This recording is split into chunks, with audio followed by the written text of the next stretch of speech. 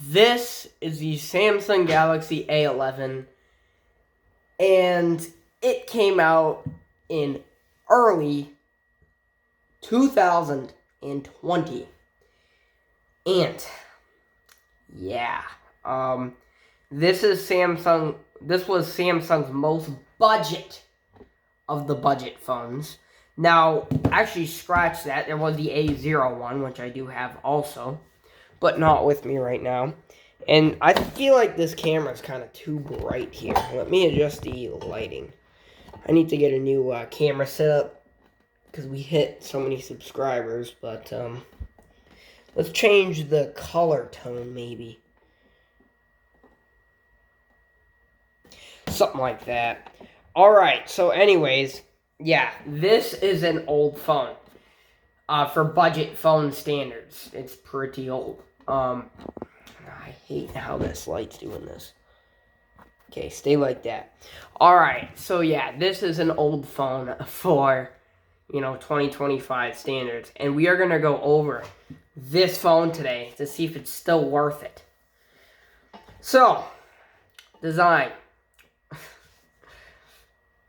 All cheap. Alright, we have a glossy plastic back. Straight up, cheap plastic. This feels terrible.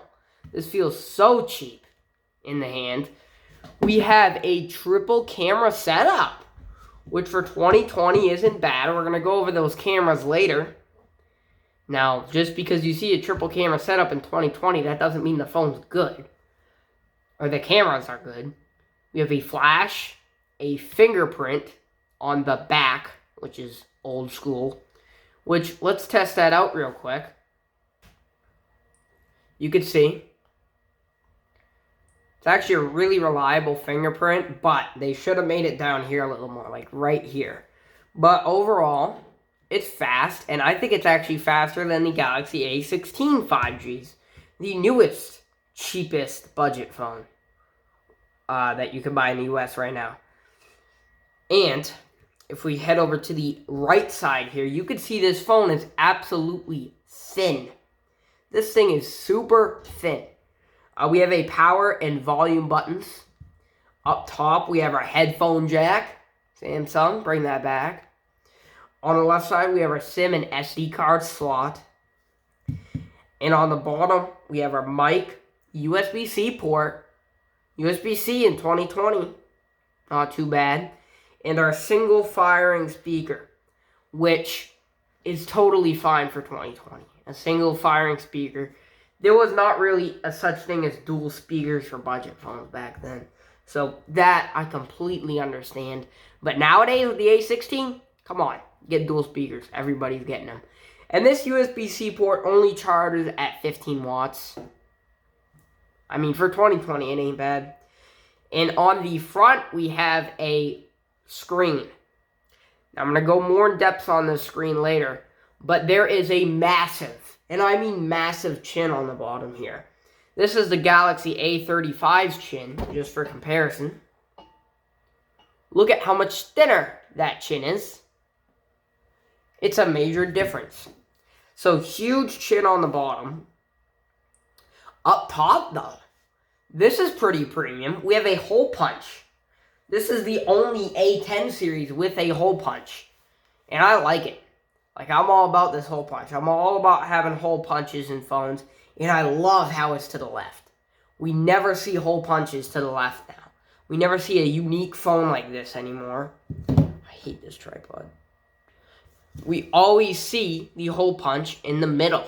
We never see it off to the left anymore. And that's something that, and blur that by the way, but that's something that I like on the A11. It has that hole punch. Let me turn on so it stays on. So yeah, hole punch is beautiful. I love that feature. And I got this phone when I was, of younger age, back in 2020. And I was like so impressed that a $200 phone can have a hole punch. I actually got this for Christmas. I was sick at the time. And I got this with an Artabox case that I still have. And not with me. But I still have it. and I was so freaking excited. But then I realized after a little while, it's a shitty phone. And we're gonna state that pretty soon, but as you can see, it's running great. I broke one of these. I have 2 left, but anyways, yeah, hole punch is cool. Anyways, let's keep going. We do have that, blah. And by the way, this camera, look at how tiny this triple camera setup is compared to a triple camera setup of today. That is just tiny. And if you really look at these cameras here, let me zoom in a little bit for you. Those look really fake, especially the bottom one. Like, it looks so fake. They're not fake, but they're just such tiny sensors that they look fake. Like, look at the Galaxy A35, for instance. They're in a huge enclosure, and there's actually some big sensors. Like, this one ain't very big because it's just a little macro camera. But these two up top look very big compared to these. Like, you could just see how these cameras are going to be. And what's this? I don't want to create a GSM Arena account. Alright. Anyways, yeah, I just wanted to point that out real quick. Let's unlock it. Now, let's talk a little bit about the software experience on this phone. This phone is stuck on a certain version of Android here. If we go to download and install update, well, that's just going to show me the update. So let me go into software information and do the little Easter egg. This guy's stuck on Android 12, and it originally shipped with Android 10. Now, 2 years of software updates in now standards isn't that great. But back in 2020, getting 2 years of software updates, that's impressive. Like, right now, seeing, Android 12, we're about to reach Android 16. I know. But, this phone is 5 years old. This phone's old. So, having a pretty up-to-date 2022 software, not too bad. But, they should have kept with the security updates, because look at this. If I check for an update here, it's going to say we're up to date. And it's going to say a year. That year's December 1st, 2023. So that's basically 2024. So you're only getting 2 more years after the software update. So 4 years in total of security updates, but not after. They should have at least supported security updates until 2025 or 2026. But who's really complaining?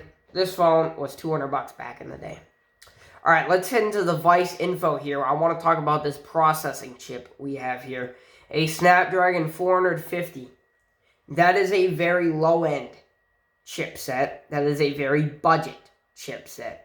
And this phone shows it. It is slow. It is laggy. Now, I might have Geekbench. I might not. I don't have Geekbench. But let's just look up Galaxy A11 Geekbench score. Let me put this in the Samsung Internet browser.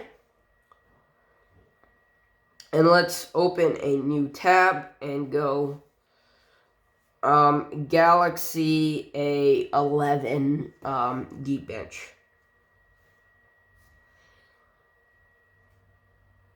And let's see what it shows. Where's Galaxy A11? This is going to take quite a while because it's down here. Of course, because it's bottom of the barrel specifications. Which, it might not even be on here. Unless it's that bad of a chipset, it's in the hundreds. I don't see it. So I don't think it's... Oh, there's the A12. Okay, I just see the A12. I don't see the A11. Fortunately. So, yeah, I could run a Geekbench test on it. But maybe in images it will show something. There we go. 153 over 793. That is diabolical. And that's when it was on Android 10. So it's probably even less than that. It's probably 120 over 600 something. That just shows you how bad this phone's going to run. This is a slow phone. And if they would have updated it more, than Android, what's his name, we'd be in the hole right now. We'd be done for. Hold on. Galaxy.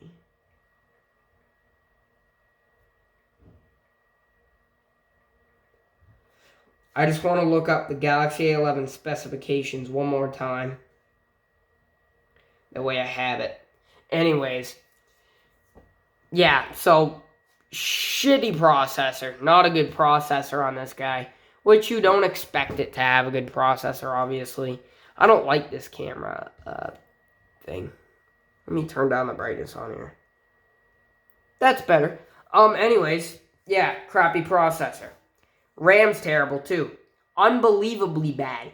2 gigabytes of RAM and 32 gigabytes of storage. Now, in 2020 for a sub $200 phone, I won't tout the 32 gigs of storage. But I will tout the 2 gigabytes of RAM. Why would you put 2 gigabytes of RAM? Even if it's on such a low budget phone. This Apple Watch, I believe, has 1.5 gigabytes of RAM. And I believe I actually know this. My Samsung watch has 2 gigabytes of RAM. My watch has as much RAM as this phone. Unbelievable. Unfriggin' believable to have that little RAM on a phone. Screen, also unbelievably terrible. It's a 720p LCD 60 hertz screen. What? Now, come on. Okay, it's 2020 here, 90 hertz, 120 hertz is just coming out. But it's 720p LCD 60 hertz. It's a crappy screen. And it's not even, Motorola in 2020 doing great. They had 720p LCD 60 hertz panels, but they looked good. This is not one of them 720p LCD 60 hertz panels that looks good. It looks terrible. Don't be fooled by this, ooh, cool hole punch cutout. This is a terrible screen. This is something you'd find on like a Wish phone. Look. I turn. I lose brightness. And color. And vibrancy. And you turn it off. And it's a fingerprint fest. The screen feels like it's plastic. It's not plastic, but it feels like it's plastic. I tried my best to clean this right now. It's not clean, but I start putting my fingerprints on it, and look at how terrible it looks again. It's unbelievably unbearable. It is absolutely terrible. Now, if I go ahead and grab a cloth, which I don't think I have. Oh, yeah, I do. So I have a phone cleaning cloth. I'm going to try to clean this the best I can with what I have. And you can see, it didn't really clean much. There's tons of smudges on that screen still.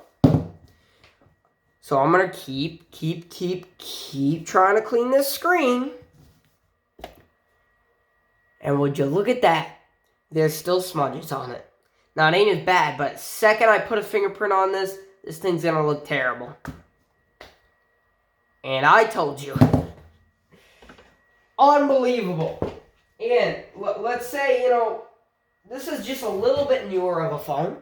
This is a Galaxy A23 5G. So this is a year or two newer and 1 pip up. But watch this. I'm gonna clean this. First of all, this looks and feels better. And second of all, look, there's absolutely no fingerprints on this from the same scrubbing. If I put my fingerprints on it like that, look, nothing. A little bit. But compared to this, look at the reflection difference. You can just see which one's the higher quality screen. Watch. So I'm going to get these all smudged up. And I'm going to do one swipe on each. So they have the same smudging. There's the A11. And there's the A23. Look at the phones. Look at how much worse this one looks. And watch.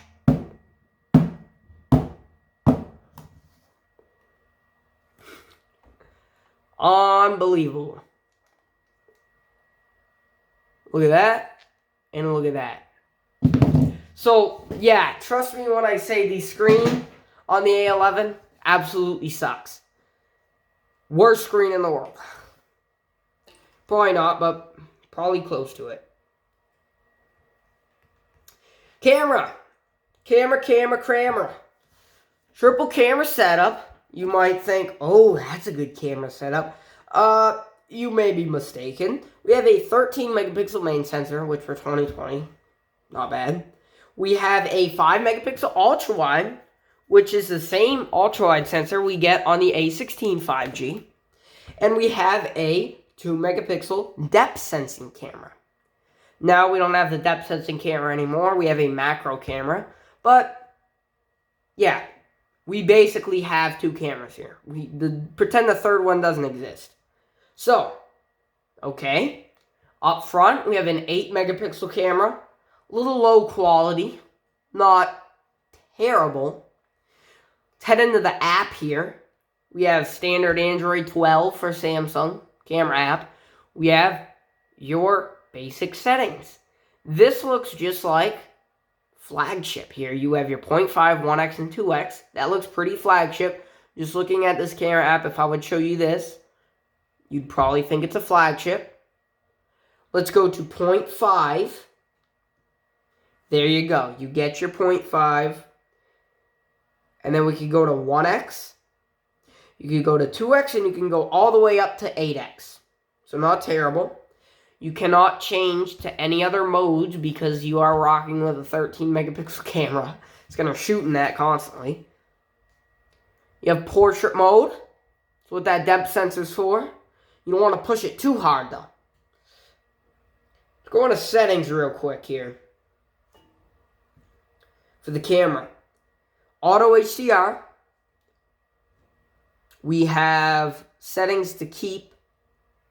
Shooting methods. Couple cool little features, and that's it.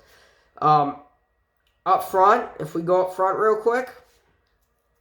The front-facing camera.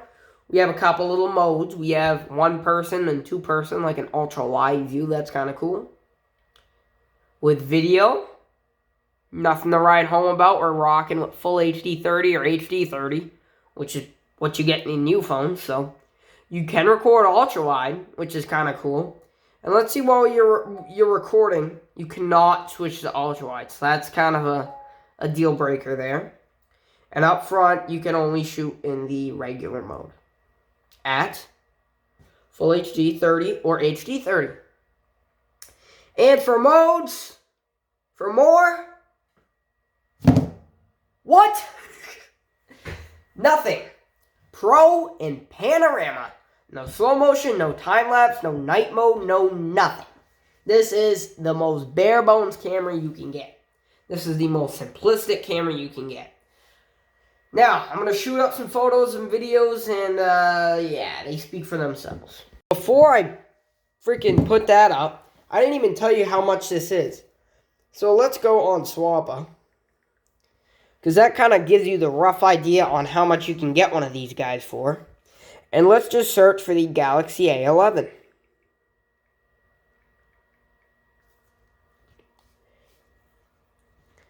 And you can get one for about $50. Now, what else can you get for $50? Pulling this out again. The Galaxy A23. I got mine for $50. Now, of course, they're talking about an unlocked A11. This is AT&T, I believe. No, it's not AT&T. I think it's Boost Mobile. But still, you can find these for just a little bit more money.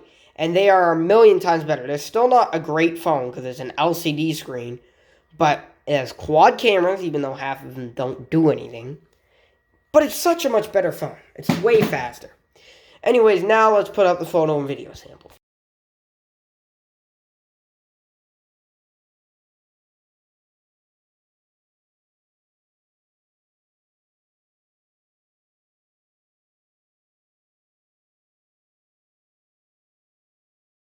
Video. So no OIS at all. You could see super shaky video, but it's not half bad compared to what the camera signifies here. You can get pretty close, so you don't really need the macro. Does have a little bit of trouble focusing though. But this is all autofocus. I mean, not terrible, but it's not good either. You know, you're not gonna be expecting some good camera performance. No ultra wide setting. You can go 2x and all the way up to your 8x mode, which looks terrible. So would I recommend the Galaxy A11 in 2025? Nope. Definitely not. It's a slow mess that has terrible cameras, and the A16 is way better. Or the A35, obviously.